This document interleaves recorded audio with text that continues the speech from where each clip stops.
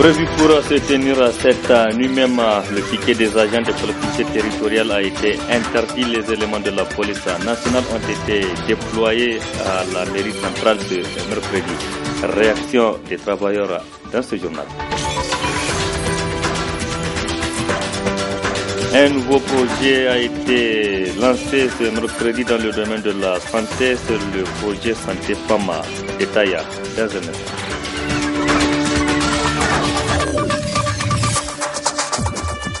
Merci d'être sur la télévision. La Barre poursuivra ce journal de ce jour, mercredi 25 janvier 2017. Mesdames, Messieurs, bonsoir et bienvenue à tous. Cette note nécrologique pour débuter ce journal, c'est pour parler de la disparition du secrétaire général, premier adjoint de la Confédération nigérienne du travail, CNT, El Haja Loli Hima, hier. Il a été enterré donc inhumé cet après-midi au cimetière musulman de Yantala. Ils étaient nombreux, ses camarades, les parents, amis et connaissances qui l'ont accompagné jusqu'à sa dernière demeure. Il y avait aussi nos reporters Adam Samana et Sadou Doumi. Inna lillahi wa inna ilayhi raji'un. De Dieu nous venons, à lui nous retournerons.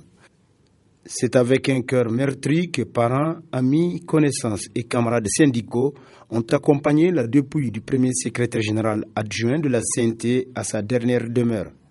Après les rituels funéraires, quelques compagnons syndicaux du désormais défunt secrétaire général du syndicat national des banques ont eu de la peine à cacher leur tristesse.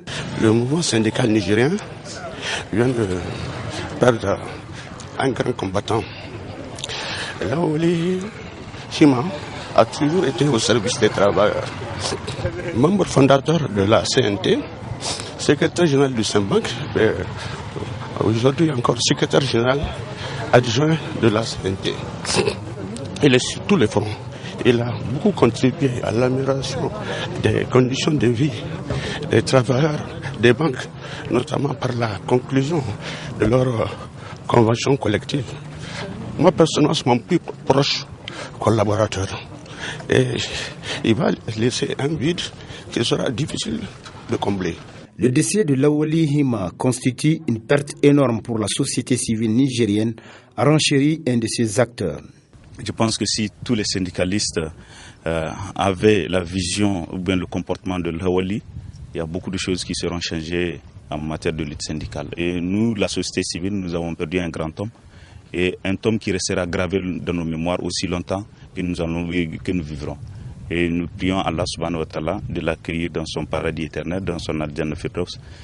Qu'Allah subhanahu wa ta'ala donne le courage à ceux qu'il a laissés. Et nous pensons que tous les camarades, au-delà de sa famille, tous les camarades syndicalistes et acteurs de la société civile doivent prier vraiment pour le repos de l'âme de notre camarade disparu. Une marée humaine composée de toutes les couches socio-professionnelles et centrales syndicales du pays s'est par la suite transportée chez le défunt pour présenter ses condoléances à la famille du disparu et dire une fatia pour le repos de son âme. Kulle nafsiza ikatul mauti, chaque âme goûtera à la mort, ainsi Lawali Hima l'a goûté, que Dieu l'accueille dans son paradis éternel. Amin. Pedonka Asanama. Le bras de fer entre les agents des collectivités territoriales et les autorités en charge de la ville de Niamey se poursuit. Ces agents exigent en effet le paiement de 7 mois d'arrêt de salaire. Donc ces agents ont vu leur piquet de grève initialement prévu cette nuit même interdit par les autorités municipales de la ville de Niamey qui ont d'ailleurs déployé des éléments de la police nationale qui étaient au niveau des différentes mairies de la capitale. Le constat avec nos reporters Michel Deji et Aboubakar Souley. La situation se complique de plus en plus pour ces agents des collectivités territoriales qui, en ce 3e jour sur 5 de grève, ont eu à faire face aux éléments des forces de l'ordre. À notre grande surprise, on a trouvé les forces de l'ordre qui ont assiégé la mairie et ils nous empêchent l'accès à la mairie. Donc nous ne comprenons pas, déjà nous sommes en grève, même les piquets que nous avons mis ici au niveau de la mairie ne sont pas là parce qu'il y a déjà un assiégement de la police. On n'a pas fait de service minimum parce que nous on n'a pas signé aucune réquisition. Mais on n'a pas rencontré l'autorité pour faire des réquisitions. Vous pensez que quelqu'un peut travailler pendant 7 mois sans salaire? Avec quelle énergie ou quelle morale il va venir travailler? Et c'est ça le problème. Quelqu'un qui n'a pas été payé pendant 7 mois, est-ce qu'il peut venir travailler? On ne va pas arrêter nos luttes. Nous allons toujours continuer à lutter. On va encore innover pour voir ce que nous allons faire. Des débrayages dont les conséquences ont des répercussions sur d'autres secteurs socio-économiques de la ville. Ça, c'est un cas à revoir quand même. Ils n'ont pas pensé que si la mairie part en grève, il y a des secteurs qui seront touchés. Aujourd'hui, tous les secteurs que vous connaissez à la mairie, ils sont touchés. Par exemple, nous, aujourd'hui, nous sommes touchés. Comment nous allons faire? Aujourd'hui, si vous voyez dans la ville, il y a des taxis qui ont garé. Au lieu de 6 000 taxis, nous avons à peu près 4 000 sédiments, tous les 2 000. Ils ont garé. Nous avons fait nos visites techniques. Il n'y a pas là où on va aller déposer. Notre permis de taxi est expiré. Il n'y a pas là où on va aller renouveler ces permis de taxi. S'ils n'ont pas eu à régler le problème de la mairie, donc le gouvernement va voir les syndicats de taxi en face. Une situation face à laquelle nous avons tenté d'avoir la réaction du président du conseil de ville de Niamey, mais en vain. Autre mécontent, ce sont les 452 admis du concours au titre du ministère de l'économie et des finances qui doivent attendre encore pour connaître leur sort. Le lundi, ils étaient en procès au Conseil d'État qui a d'ailleurs estimé ce mercredi que l'appel des requérants est sans objet à la grande déception donc des concernés. Suivez donc leur réaction. Le juge du Conseil d'État a rendu son verdict. Il a dit que le référé suspension que nous avons introduit est sans objet parce que la décision de l'administration est déjà exécutée. Donc c'est une décision souveraine, mais ça ne coupe en rien notre élan, notre confiance à la justice parce que c'est une étape. En fait, le référé suspension que nous avons introduit, c'est juste pour mettre fin, n'est-ce pas, aux effets de l'arrêté 1586.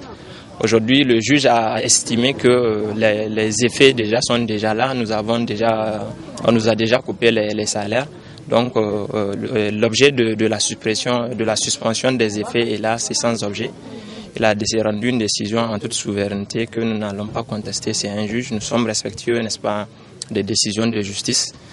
Ça n'empêche aussi, nous avons toujours confiance en notre justice quant à l'issue de l'autre étape, de l'autre phase, parce que les débats au fond, quant à l'annulation de l'arrêté 1586 sont toujours là, nous les attendons avec impatience. Nous avons foi à la justice, nous avons confiance à notre justice, nous savons que la justice fera son travail quant à l'annulation de l'arrêté 1586 qui est pris, comme je l'ai dit dans mes précédentes interventions, en violation de la Constitution, notamment à son article 20, qui dit que toute personne, n'est-ce pas, accusée d'un acte délictueux est présumée innocente jusqu'à ce qu'un procès public, n'est-ce pas, lui a été rendu, au cours duquel toutes les garanties liées à sa défense lui ont été accordées.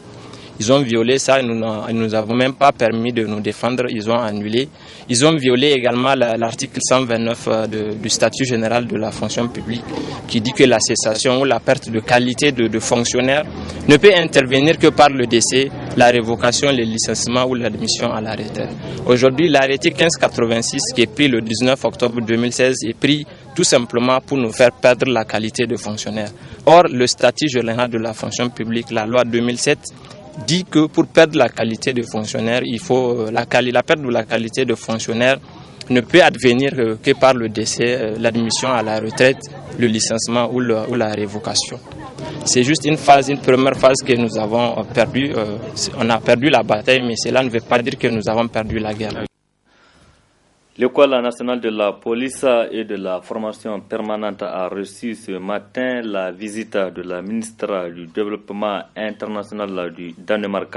Une façon pour cette délégation danoise de marquer ou de renforcer la coopération entre le Danemark à travers l'IDDH et l'École nationale de la police. Faisons le point avec Areta Salah et Sadou Doumi. La ministre du Développement international du Danemark a mis son séjour à profit pour visiter l'École nationale de police et de la formation permanente. Une école qui a un partenariat solide avec l'Institut danois des droits humains IDDH depuis 2002. La ministre danoise, accompagnée d'une forte délégation, a suivi une présentation sur l'école de police. Il ressort de cette présentation qu'un manuel de formation en droit de l'homme à l'usage de la police a été élaboré avec l'appui de l'IDDH et plusieurs autres résultats obtenus à travers ce partenariat. Ce partenariat, donc, au fort de ces outils-là qui ont été développés, cela nous a permis au niveau des conseils de police d'intégrer l'enseignement des droits de l'homme dans notre curriculum de formation. Donc ce qui fait que depuis 2004, ce module-là a été intégré dans l'enseignement au niveau des conseils de police et tous les fonctionnaires de police qui ont été formés à l'école de 2004 à nos jours ont été formés sur la base de ce manuel.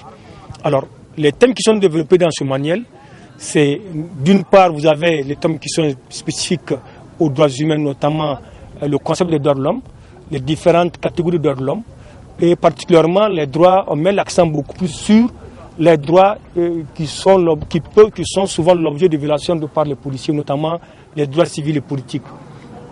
Et nous avons également les instruments juridiques d'une manière générale, qu'ils soient nationaux ou internationaux, de droits de l'homme, et également les droits de l'homme qu'il faut prendre en compte dans les opérations de maintien de l'ordre ou dans l'exercice de la police judiciaire. Et également, il y a des thèmes qui sont développés dans le manuel qui concernent l'usage de la force et des armes à feu. Comment est-ce que le policier, sur le terrain, doit être, quand il est appelé à utiliser la force ou les armes à feu, comment il doit le faire, et tout en respectant non seulement la légalité, la proportionnalité et surtout le principe de nécessité. La visite de la ministre du Développement international du Danemark au Niger marque l'engagement politique de son pays à accompagner le Niger dans la mise en œuvre du plan de développement économique et social. Demain, jeudi 26 janvier 2017, les pays du monde vont célébrer la journée internationale des douanes. À cette occasion, ici au Niger, le ministre nigérien de l'Intérieur a livré un message dans lequel il réaffirme l'engagement du gouvernement de créer les conditions en vue d'améliorer les recettes, notamment à travers les nouvelles réformes envisagées dans ce domaine. On l'écoute.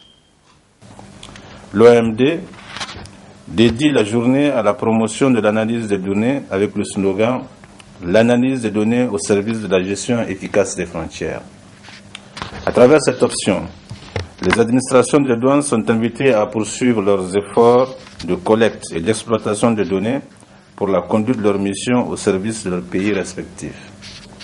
À cet égard, l'État du Niger, avec l'appui des partenaires techniques et financiers, donne à l'administration des douanes les moyens de développer ces outils et de les hisser progressivement aux standards mondiaux. Les récents chantiers de migration de Sidonia++ vers Sidonia World et d'interconnexion des sites informatiques locaux au site central sont un formidable exemple d'efforts fournis par l'État en dépit de la modestie de ses moyens. Dans le message à la nation délivré à l'occasion du dernier anniversaire de la proclamation de la République, le président de la République, son Excellence M. Mahamadou Issoufou, s'est appesanti sur le programme de réforme et de modernisation de la douane. Cette modernisation vise notamment le renforcement de la base de données aux fins d'une meilleure manière de travailler, sous réserve bien entendu de la bonne utilisation des données collectives. Ce faisant, les initiatives déjà prises rejoignent parfaitement le mot d'ordre de l'Organisation mondiale des douanes. C'est dire que le Niger peut ne pas être en marge ni en retard par rapport aux autres nations dans les actions de modernisation de son administration douanière. Bien évidemment, pour que cela soit, il est indispensable que le facteur humain soit au rendez-vous. Et c'est en cela que j'exhorte les responsables de la douane à améliorer la gouvernance des services en vue de nous permettre d'atteindre pleinement cet objectif. Pour ce faire, l'administration pourra compter sur le soutien indéfectible du gouvernement. Pour ma part, je ne me lasserai pas de déployer toute l'énergie nécessaire afin de trouver les moyens d'accompagnement de la modernisation et de l'amélioration des performances de la douane. Mais dans le même temps, je ne me lasserai pas non plus de procéder au rappel à l'ordre nécessaire, ni de saluer, le cas échéant, les prouesses qui seraient accomplies. C'était à l'instant donc le ministre de l'économie et des finances Hassoumi Massaoudou qui livrait un message à l'occasion de la célébration demain 26 janvier 2017 de la Journée internationale des douanes. Lancement officiel ce mercredi matin du projet Santé des femmes, c'est l'œuvre des populations Service international PSI Niger. Cette cérémonie a été présidée par le directeur de cabinet du ministre de la Santé publique. C'était en présence de Nafisa Zakou et Chebigiso. Contribuer à la réduction de la mortalité maternelle et néonatale, c'est le but du projet Santé des femmes dont la présente cérémonie marque son lancement officiel. Un projet qui comporte 2 volets majeurs. Un volet axé sur l'amélioration de l'accès aux services de soins après avortement et un deuxième volet sur la promotion de l'utilisation des méthodes contraceptives de longue durée. Avec un budget d'environ 4 millions de dollars américains, ce projet aura une durée de 3 ans et va travailler avec une quarantaine de centres de santé privés à Niamey et les structures sanitaires publiques de la région de Tawa. À ce jour, dans le secteur privé, nous avons déjà mis en réseau 32 centres de santé à Niamey, formé 67 de leurs agents en technologie contraceptive, 38 en éthique en santé, 32 en accueil.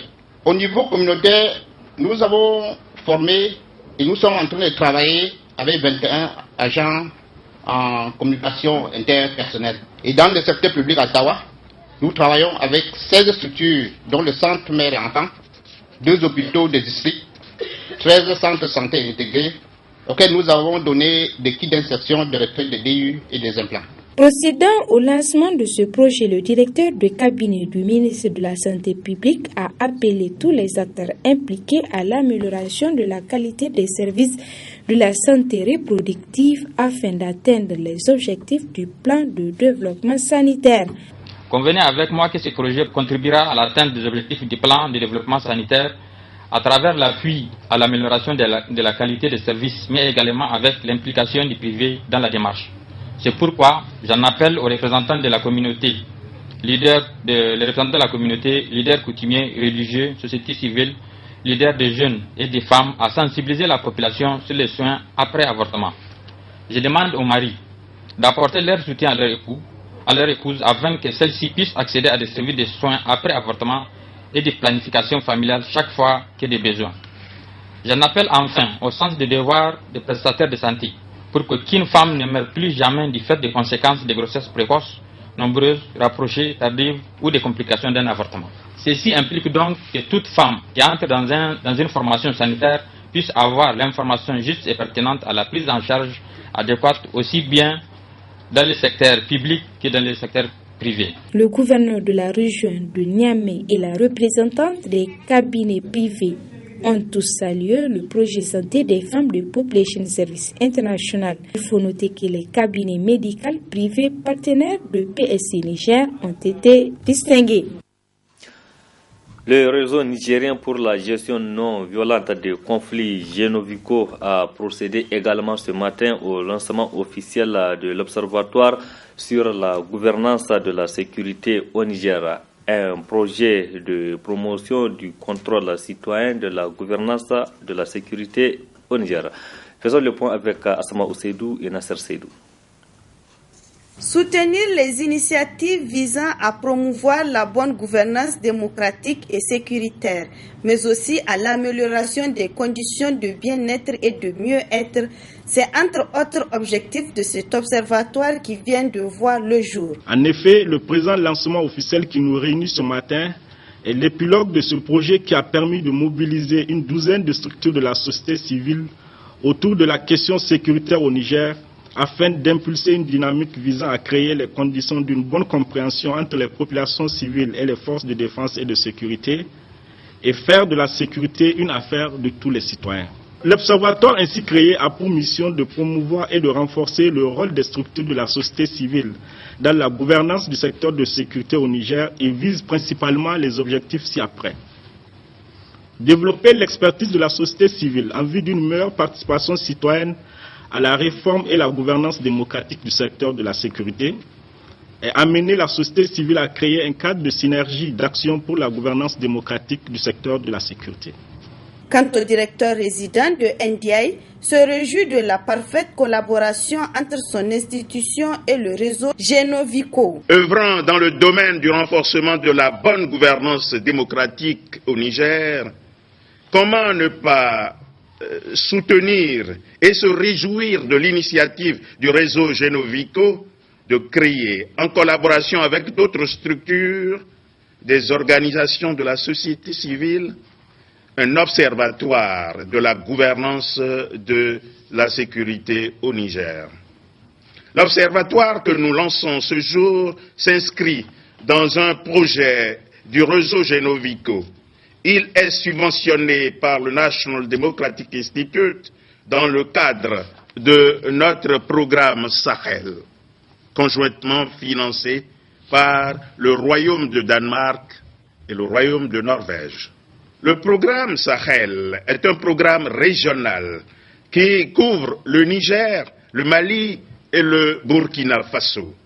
Il est conçu spécialement pour renforcer la capacité des assemblées nationales de ces trois pays, des forces de défense et des organisations de la société civile des pays ci-dessus cités pour promouvoir la supervision, le contrôle et la surveillance démocratique pour une amélioration continue de la gouvernance du secteur de la sécurité.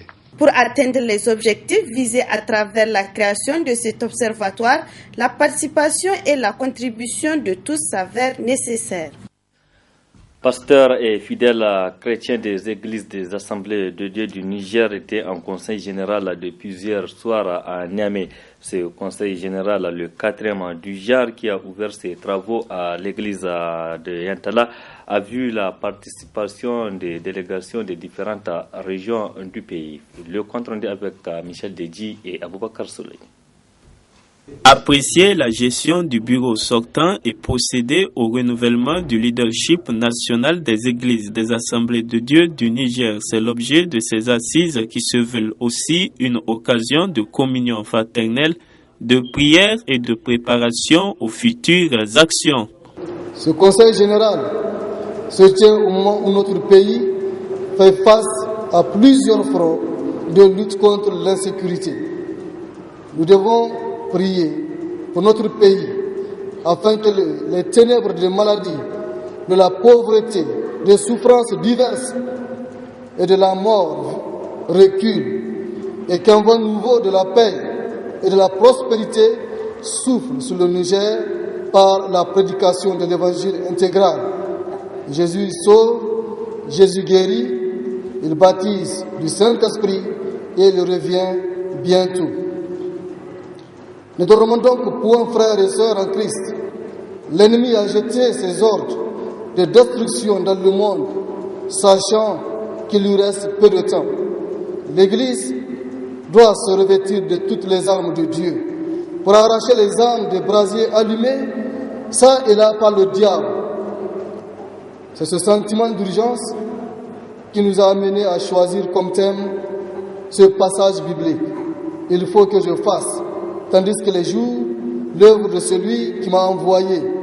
La nuit vient où personne ne peut travailler. Dans Jean 9, verset 4. Des assises de 4 jours à l'issue desquelles il est attendu la mise en place d'un nouveau bureau national des églises des assemblées de Dieu du Niger pour un mandat de 3 ans.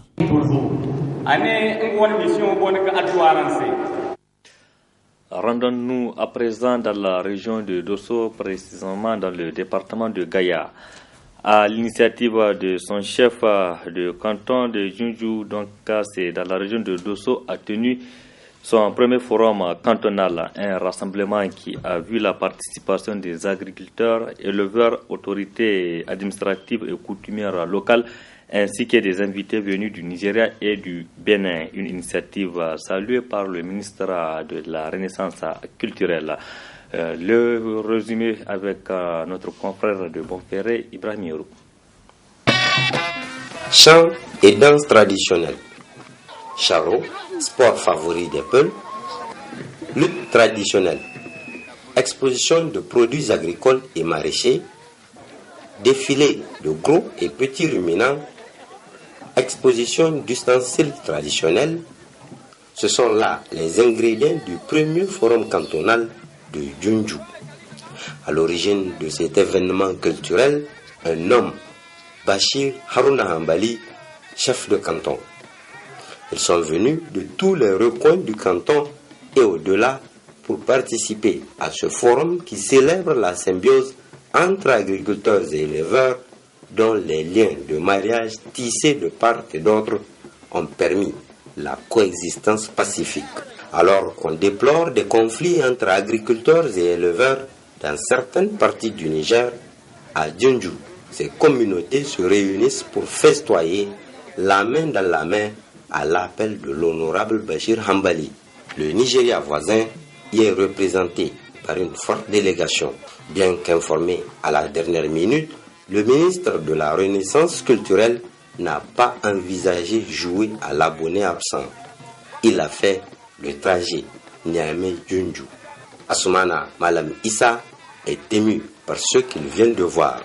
Un si bénéfique, patriotique et grandiose rassemblement organisé et réussi par un chef traditionnel sans l'assistance financière de l'État. Une chose rarissime, applaudie par les autorités nigériennes. Ina yi ma Allah godiya, ina yi ma sarkin Djoundjou godiya saboda ya samu wannan husaha ta kirkiro wannan taron mai mahimmanci kuma har ya gayyaci gwamnati ya halarci wannan taron.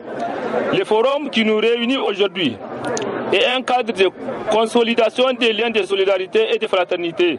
D'ailleurs, il n'y a pas que les hommes à saluer ce forum de Djoundjou, même les chameaux s'inclinent devant l'ingéniosité de l'honorable Bachir Haruna Hambali.